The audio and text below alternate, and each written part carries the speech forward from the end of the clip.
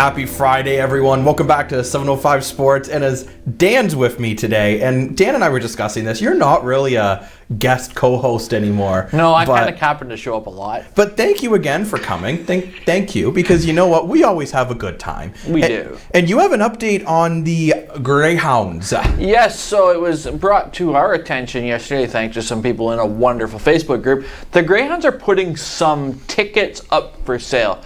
They're capped at 1,000. That's the provincial's rule right now, is they have to be capped at 1,000 tickets. They have more than 1,000 season ticket holders, so they're putting them up for sale to first come, first served to season ticket, and then if there's any left after that, they will open them up to the public. Season ticket holders were all about, well, what's fair? We've had season tickets for how many years? The Greyhounds just said first come, first served because they couldn't do that. So knowing that we have the Greyhounds tickets available, and we hope to have more information and more, imagine that, a graphic. It's for the red and white game Friday, September 3rd. We have the exhibition game for Sudbury Wolves on the 5th, and then exhibition game 2 against the Wolves on the 25th of September. Those are the ones that are going to be available.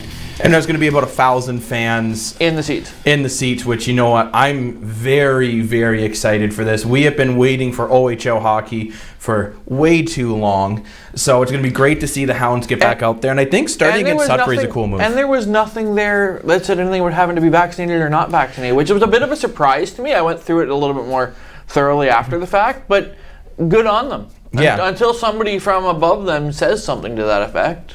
Now, I do wonder if they're going to tell them later if you want full capacity, vaccinations are going to be mandatory, which is something we're going to get into a bit later in the show with Maple Leaf Sports and Entertainment. Yeah. But congrats to the Hounds. We're going to see some action. And, of course, if you want your coverage on the Hounds, where do you go? Well, at least nowhere. Right here. Yeah, right here. So let's move on to the Canadian Football League, and we're going to start off with our poll question for the day. Is it time to panic for CFL teams? Obviously, the answers are yes, no, or maybe in a week or two. I think if for any team right now, because you had no preseason, the answer is maybe in a week. If you go 0-3 with this shortened season, you're probably going to run into some serious chances of making the playoffs. Mm-hmm. That said, teams have gone on runs in the CFL. If there's anything that the CFL is known for, it's a team getting hot and just running through the rest of the league. So you don't want to be 0-3. It's just like the NFL. You don't want to be 0-2. You don't want to be 0-3. You're the CFL. You don't want to be 0-3 looking at having to go east to some of these not played in stadiums so far, the BMO and others. Mm-hmm. Like you're eventually going to end up there, and you're now the road team. It's harder to win on the road in the CFL. It's just, that's a proven fact. Unless you're BC and the Eskimos, in which Unless you're BC with the Eskimos. But before we get into that, let's get into a Week 2 recap. Yes. So just everything that happened in Week 2, which we had the Lions somehow beat the Stampeders, but we'll get more into that. Argos losing to the Blue Bombers. Alouettes looking fantastic as a very offensive powerhouse in their first game. And then we have the Rough Riders beating the Tiger Cats, which I gotta say, I want to go see a game in Saskatchewan desperately. The atmosphere, you can tell, it's almost like Seattle's 12th man. It really is. It really is, that team. The team that last week that really surprised me coming into the break and everything else is Montreal. They were flying. They're Vernon scary. Adams Jr. He can throw the ball. If they play like that, they're scary. Oh. They're going to run rockshot on the league. They're just going to play.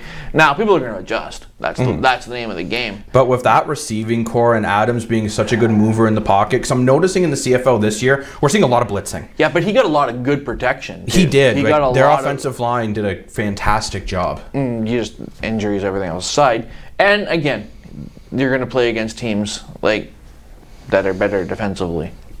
Oh, 100%. That's kind of the guarantee there. Edmonton being Edmonton, well, then they got better offensively last night. Exactly, they did. But you know what? Let's get into some of the teams that are struggling still this year, which Edmonton is another one. I don't want to talk about the Ticats. Well, guess what? You have to here. You know, I'd love to get this from more of a fan's perspective than a sane person's perspective who's an Argo fan here. So with the Hamilton Tiger Cats, there are two players that I'm actually worried about right now and going into Week 3. So the first one would be Jeremiah Masoli, which we have a graphic that will go like whoosh. Oh, look at that. And like this is one that if you compare his numbers from this season to the 2019 season, his passing percentage is way down. His actual overall yards are up per game. But he only threw 7 interceptions in 6 games last year. He's already thrown 4 in 2, which you can't put that full blame on him, obviously. And Evans, who came in the week 2 loss, did not fare any better. So I still say stick with Masoli, but he needs to find his game ASAP. He needs to find protection. Well, that as well. He needs to find some time to look downfield. He needs to not be running around like a chicken with his head cut off half the time. But that comes from really good defenses. Yes. Like, let's be honest here. You just got to Saskatchewan. Mm-hmm. Saskatchewan is a tank. Is probably the best defense in the league. Looking at the way they've played over the last couple of weeks, mm-hmm. I have zero issue saying right now the Rough Riders have that best defense in the league right now. And you know what? You could argue the Rough Riders are the best team in the league right now. You could argue they're a Grey Cup heavy favorite. So what if we're doing Grey Cup right now after watching the first couple of weeks and only with a very small sample size of Montreal, Saskatchewan. That would be a very good game if Montreal continues their play. And where I thought at the beginning of the season that Hamilton and their Air Force was going to take off, I'm struggling to see it now. So am I. And you know what? When you talk about Hamilton and the Air Force, you know who's been a problem on that, though? Brandon Banks is another guy who I was expecting a lot more of. We have another graphic. I'm comparing some stats. Look at that little whoosh. So again, he's only averaging 8.2 yards per play. Go back to 2019, he was averaging 13.8. And like in 2 games to only have 107 yards, I'm not overly pleased with that. And no touchdowns, where last year in 16 games he had 13. And Brandon Banks, he's a vocal man on Twitter. Like, he was going on basically calling the fans bleeping idiots, and now he's mad at the CFL because he got fined for not wearing his mask properly, which means he isn't vaccinated because the CFL put out that protocol. If you're vaccinated, you don't need to wear your masks on the sidelines anymore. But Brandon Banks is a guy who I think needs to find his game, because for Masoli, who's not getting any protection, Brandon Banks was a guy you could just before yeet the ball to, and he'd figure out a way to catch it. And I think that is missing, and what else is missing is time in this segment, so we got to keep on moving on. We do. We have Stampeders 0-2, the Bo Levi Mitchell being put on. You could almost see he was injured, and now he is definitely injured, broken leg, 6 weeks. Ugh. You're probably looking at 10, 8 minimum. That's 6 in a cast, let's be honest. That's 6 games in a cast. If it's actually as badly broken as people are saying. Well, yeah, and I mean, you could see it in his numbers here, like 5 interceptions in the first 2 games. I didn't think we'd see that from a Bo Levi Mitchell, but it's got to be because now he can't roll around in the pocket because his leg is destroyed. You were seeing he was trying to force throws, and I think in all honesty, for Calgary, this might be the best thing to put him out for 6 weeks. Except for your back, anyway. Except for and let's see how Michael O'Connor can do. Canadian quarterback. Let's see if he can step in and start moving the ball forward. I still don't think it's going to be a quarterback controversy in 6 weeks. I don't think so either. I don't think so either. But I do hope for Michael O'Connor he can show that he can take some minutes and he can be a good QB with that little. Can we say penalties? Penalties was the name of the game last night. Oh, it was. I mean, it was brutal. But does penalties come from the intensity, or does penalties come from people just trying to catch up to other people? Because Edmonton, low combi. Edmonton was just that much higher in intensity, and they didn't even bring that much intensity. But they were just they not only matched what BC was putting on the field, they exceeded it. Well, exactly, and we have a graphic as well breaking down some of the stats from that game, but Edmonton did a really good job in this game. I especially like what they did with James Wilder Jr. He had a really solid game, and this made a big difference to me, their running game. Averaging 5.8 yards a carry, that means you're averaging half a first down on every play he's going, 127 yards, and by doing that, it gave Trevor Harris some room to throw the ball. He's still a concern for me as at a 296 yards, only threw for 1 touchdown. That's still a concern for me. But what the Elks also did is you talked about intensity. Their defense was hungry. And that was the first game Michael Riley didn't look good for the BC Lions. Again, and I'm going to harp on this for the CFL. It seems like teams have lost the offensive line. Except Montreal. Except Montreal. Protect the quarterback. Oh, yeah, it's huge. You're going to take some holding calls. That's just kind of the way it is. But protect the quarterback. Excuse me. But yeah, now I'm protecting my back. Anyway, as we getting on, going on down. Now we're at about our segment end, so we have to go see some of our sponsors. We do, and we'll come we back. Got great sponsors. We've got great sponsors. When we come back, we're going to go to an interview with Algoma U. 705 Sports, supported by The Refinery, the leader in women's fitness and transformations. 624 Wellington Street West in Sault Ste. Marie, Ontario. Call 705-255-8895 for more information. 705 Sports, supported by United Way. Help make your community a better place. Show your local love and donate today. Welcome back to 705 Sports. I'm sitting down with Dave Trudelle from Algoma University. How's it going today, Dave? It's going well. Thanks for having me today. Oh, no worries. Thank you so much for coming on. You know, I really want to take a deeper dive into what sports programs Algoma University offers. I think it'll be a great opportunity. Well, I'm excited, and we're looking to build our connections with the community, so this is a great opportunity for us to talk about that. Perfect. So then the first thing I'd love to talk about is just what type of sports programs do you guys offer at Algoma University? So we have 6 sports that we offer. They're all within the Ontario University Athletics Conference. So we have basketball, soccer, wrestling, cross country, Nordic skiing, and curling. Well, that's awesome, and it's great to hear about that, especially with myself as a sports fan. I always loved playing sports when I was in college. Do you guys offer recreational sports as well as the varsity? Yeah, so we have a number of recreational opportunities, intramurals, fitness classes, a fitness center, that kind of idea for our students to participate in as well. Awesome, because you know what, that's so important too, right? Because you know, some people are at that level where they're not really ready to compete at a varsity level, but they still want to get out and be active, especially since we've been cooped up in our homes for so long. Well, and we really promote it. I mean, it's an important part of your academic experience is also getting out there and participating in student life and being active. And there's actually a lot of studies that show the benefit of that, leading a healthy lifestyle to how you perform as a student as well. Oh, exactly. And actually, you led perfectly into my next question then. So how would you say then participating with a sports team can actually improve student life moving forward? Well, it gives you an opportunity to meet others, which is always a challenge. We have students who come from all over and they're looking to make new friends and meet other people. And so being active in sports or recreation or the varsity side can really help for them to make those connections.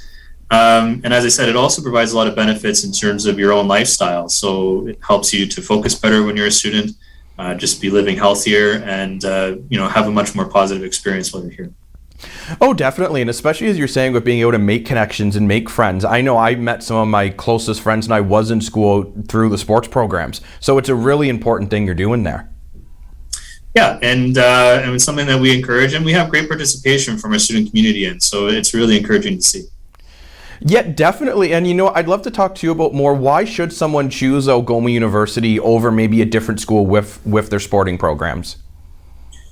Well, for us, we're a growing program. So we previously participated on the college conference, and then I guess for about 6 or 7 years now in the OUA. And we've been growing year over year. So it's an opportunity for you to come to a program. As with anything with Algoma University, small institution, we're able to put a lot of focus on the athlete and really that personal attention that sometimes gets lost in a larger institution. And, you can be helping to grow a program and really help us make our mark, which is, an opportunity that a lot of athletes look for. You know, when you mentioned too going into a smaller program, I think that is very important for people to understand at home. When you're in a smaller program versus a huge school like in Southern Ontario, you're not going to get that same one-on-one attention that you mentioned. Yeah, absolutely. It's one of our strengths, and it's something that we hear time and time again from our students across the board and our athletes included and rec participants, is that they feel like they have a lot more of a connection. They're able to drive their interests a lot more, and it allows us to be more nimble and adapt to what the student's really looking for. Well, exactly. I think that is so important. And another thing that's important too, I noticed when I was going through your website, there's some scholarships that people can apply for, like through the university. Yeah, we have a number of different financial scholarships available to students and bursaries that are available. Ones that have come up over the last little while are scholarships and bursaries supporting our international students in particular.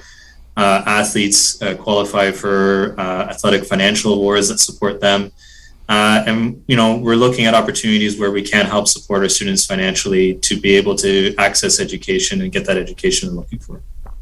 Well, because education is so important, right? And especially for athletes, it's important that they have a backup plan if maybe the sports don't quite take off the way they want to. At least now they're getting that education so they can still be a productive person in society. Yeah, there's a lot of leadership skills and other skill sets that athletes develop while they're part of the program. And it's something that we really try to encourage with them. And we look to them to be leaders within the student community.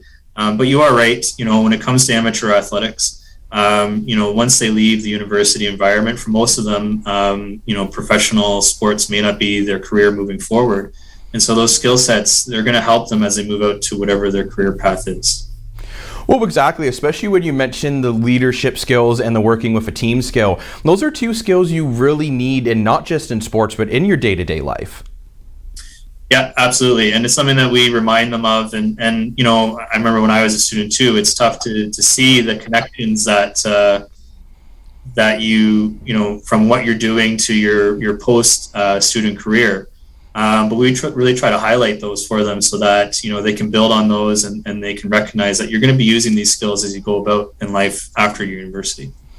Oh, 100%, because I can say in my day-to-day life, a lot of the skills that I learned by playing sports and when I was a little kid to becoming a young adult, I really still use in my day-to-day life. So just before I let you go, though, is there anything else that you want to mark before we finish this interview? I just encourage the community. I mean, we're returning to sports after a year and a half off this fall. We're excited about that.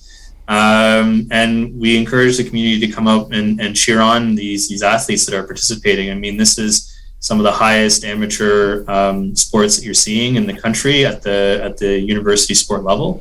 And we have great athletes in basketball and soccer and wrestling and curling and skiing and cross country, as I said. And, being able to see those athletes compete and cheer them on is something that is great for our community to rally around.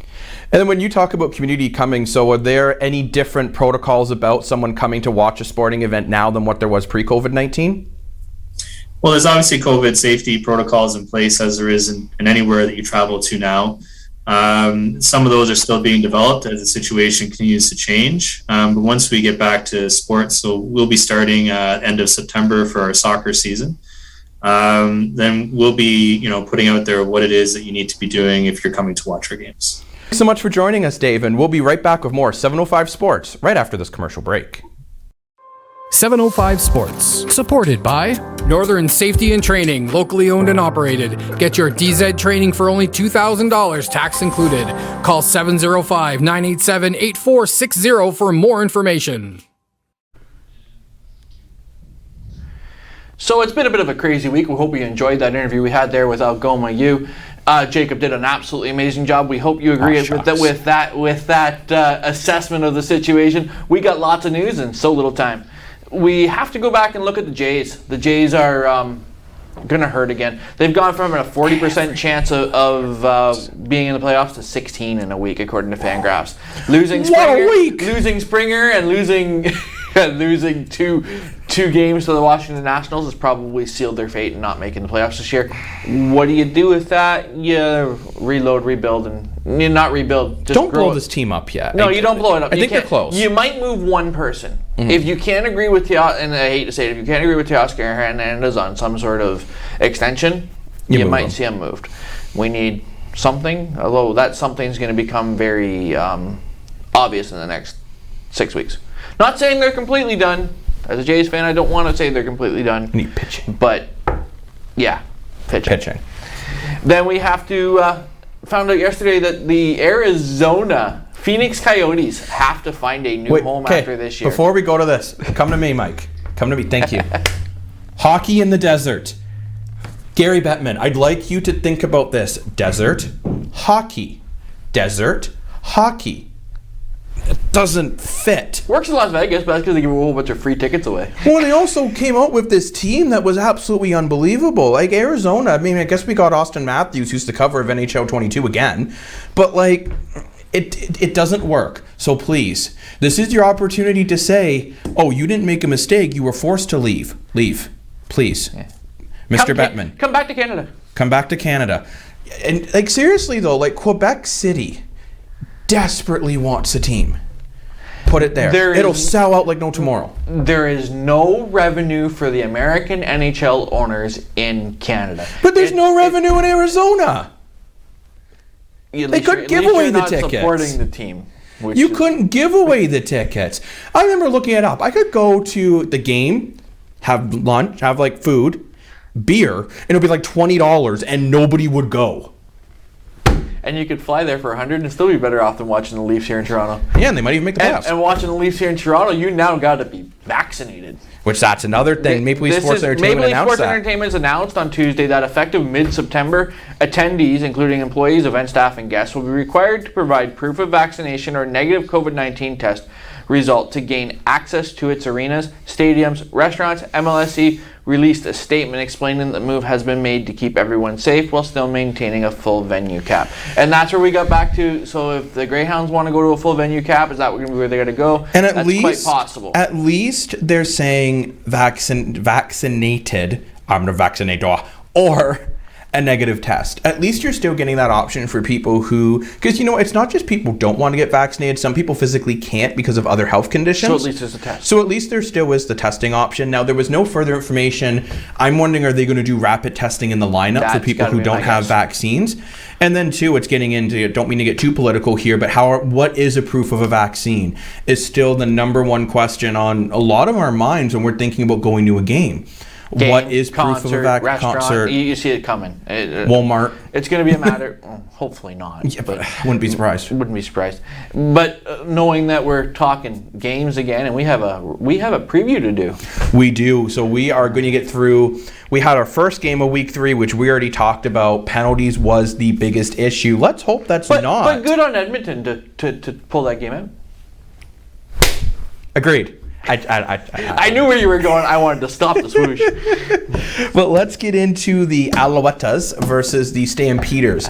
This will be an interesting game for me. And the reason why I say that is Montreal, I think, shocked the CFL by coming out flying in Game 1 between Vernon Adams Jr. and William Stanback, both putting up big numbers. But what's going to be interesting is Michael O'Connor is getting the start instead of the injured Bo Levi Mitchell.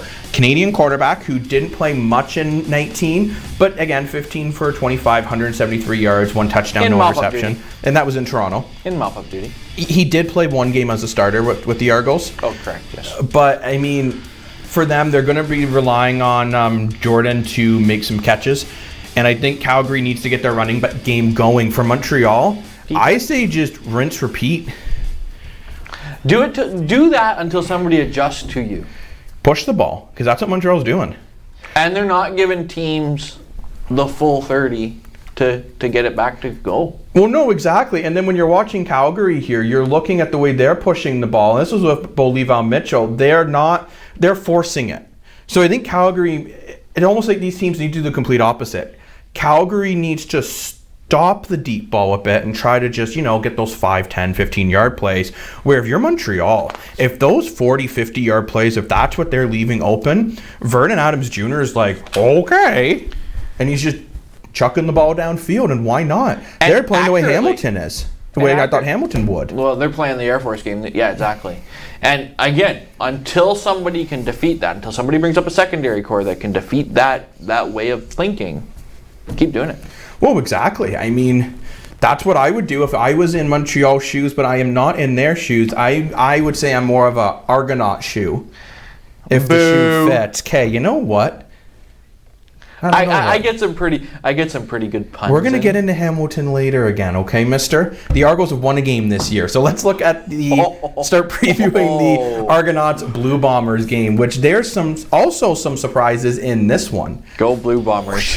Which will be Nick Arbuckle is getting the start, not McLeod Bethel-Thompson. So Nick Arbuckle did come into the game in the loss to Winnipeg and didn't look any better than Thompson in my opinion. But I think they're going for this just to try to change things up as Thompson could get nothing going against Winnipeg. Shock factor. And maybe a bit of a shock factor. And Eric Rogers is going to be another guy that you're expecting a lot from. The Blue Bombers, they are going to be using Caleros to push the ball a lot more. But in this game, so Bradley Oliveira against the Argos in Game 2 only ran for 29 yards.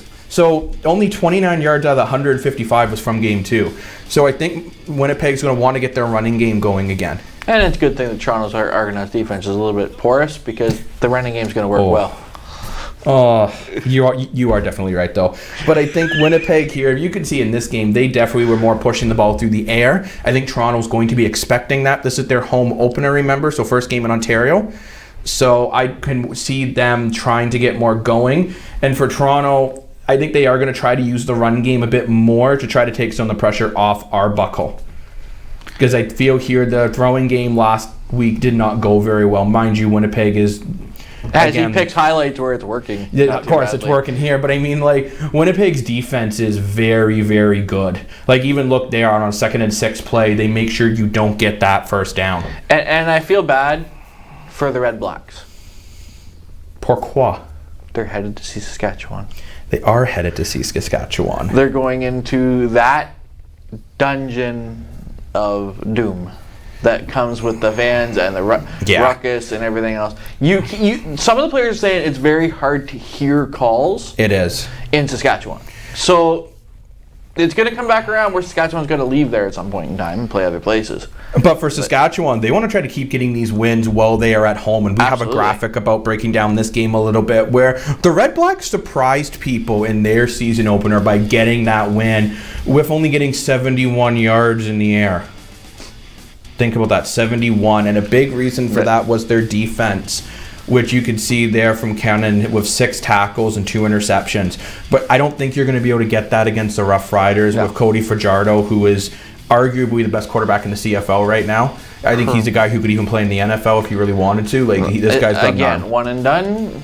Does he get a chance? It wouldn't surprise me. He's not leaving this year, but no, but possibly next year. And I think also too, what the Rough Riders have that a lot of other teams don't. Look at those numbers from the quarterback and look at those numbers from the running back. Almost half a first down per carry, which that is showing that, you know what, you're getting offense from both ways, which means the defense can't cheat to one way or the other. I think you have to get offense from both sides of this because the league is changing just a touch. In an overall manner of, and we're just watching some highlights here now, but just the way that every team wants points from their defense, but I think it's going to come to a point in the CFL where you're going to need those points from your defense. It's just so fast, and that's what we all love about the game. Oh, 100%. It's so fast, it's so quick, but thinking of things that are also so fast is our half hour. Is our show.